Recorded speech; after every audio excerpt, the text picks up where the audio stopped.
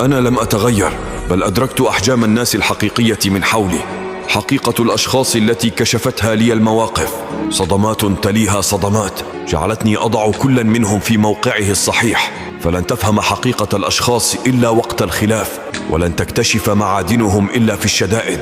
فلا تخبر أحدا عن اليد التي تؤلمك، فقد يأتي يوم ويلويها. ولا تخبر أحدا عن سر دمعتك، فقد يأتي يوم ويبكيها. فصديق اليوم قد يكون عدو الغد.